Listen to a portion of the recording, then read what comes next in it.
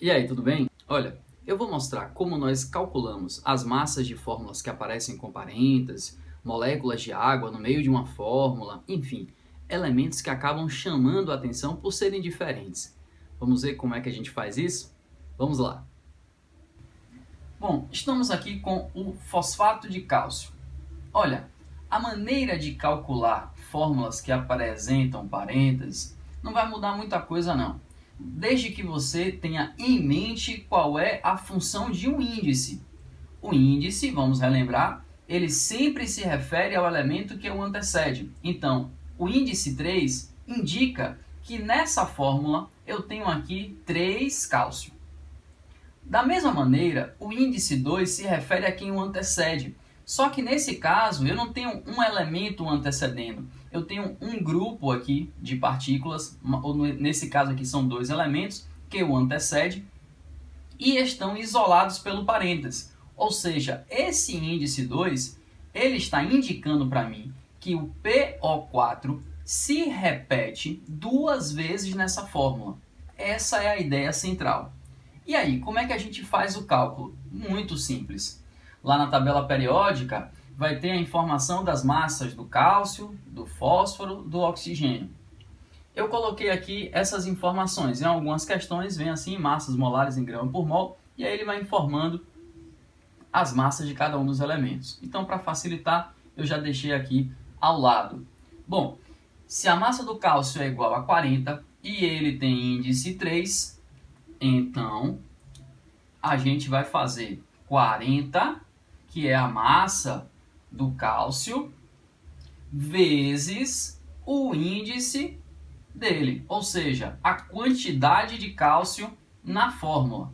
Então, vezes 3, mais tudo que está no parênteses vezes 2. Ou seja, se esse índice diz para mim que tudo que está aqui se repete 2 vezes, então eu vou calcular a massa de tudo que está aqui no parênteses e multiplicar isso daqui por 2. Ficamos assim, o fósforo tem massa 31. O índice de um elemento, quando não aparece nenhum valor aqui após ele, é igual a 1. Então, 31 vezes 1, mais a massa de 4 oxigênios. Bom, então a massa do oxigênio é 16. 16 vezes 4, que é o índice do oxigênio. E o resultado do que está no parênteses eu vou multiplicar por 2. Então, aqui eu tenho 40 vezes 3, 120, mais a soma que está aqui no parênteses. Então, 31 vezes 1, 31, mais 16 vezes 4, 64, 31 mais 64, 95 vezes 2. Lembrando que esse parênteses aqui agora, né, os parênteses aqui não são mais necessários, porque a multiplicação ela sempre vem antes da soma. Contudo, eu quero evidenciar que esse resultado vem justamente dessa conta que nós fizemos aqui, tá certo? Então, 120 mais 95 vezes 2, 190. E isso aqui vai ser igual a 310 gramas por mol. Está aqui a massa molar, então, para o fosfato de cálcio. E aí, viu como é fácil? Não precisa se assustar com parênteses em fórmula de química, tá certo? Vamos agora ver o tal dos sais hidratados. Vamos lá?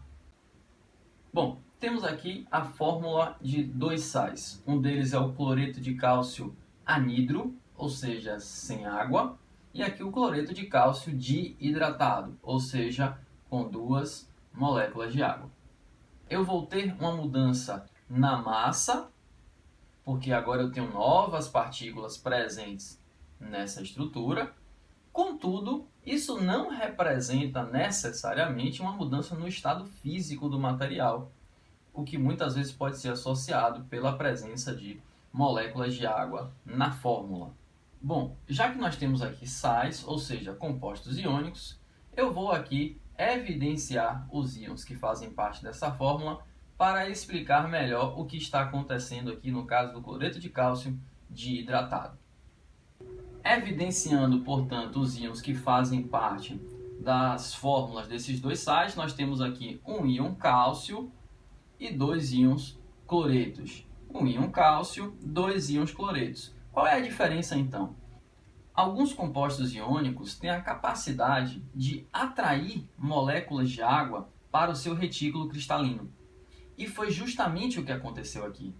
Então, a fórmula do cloreto de cálcio diidratado está mostrando quantas moléculas de água estão sendo, vamos dizer assim, entre aspas, presas a um íon cálcio e dois íons cloretos. Ou seja, para cada íon cálcio e dois íons cloretos, nós temos agora associadas duas moléculas de água. Essa é a diferença na fórmula entre essas duas substâncias.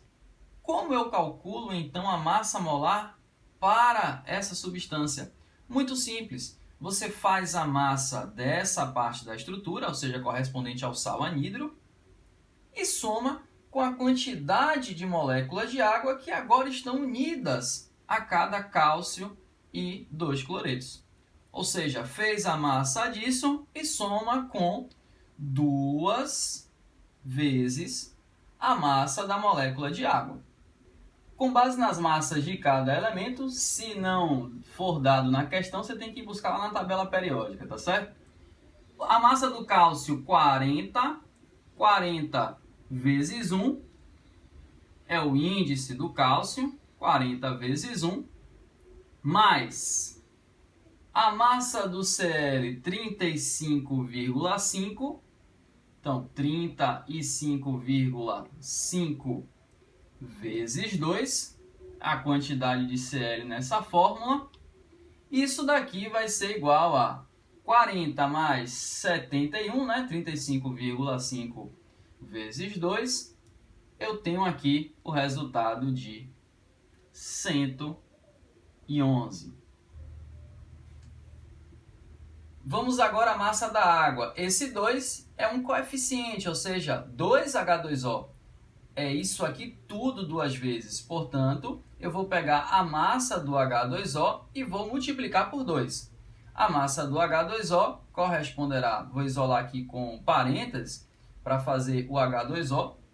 Então, eu tenho H igual a 1, vezes 2, que é a quantidade de hidrogênio, mais a massa do oxigênio, que é 16, vezes a quantidade de oxigênio nessa fórmula, que é igual a 1. Isso aqui tudo, essa massa aqui, que é a massa da água, isso aqui tudo é a massa da água, vezes 2. Então, o que eu tenho aqui? 2 mais 16, 18. 18 vezes 2. Então, isso aqui vai ter como resultado 36. Portanto, a massa final do CaCl2.2H2O é a soma dessas massas, ou seja, 111 mais 36. Esse sal diidratado tem fórmula 147 gramas por mol. E aí, fácil demais, não é verdade? Espero ter te ajudado.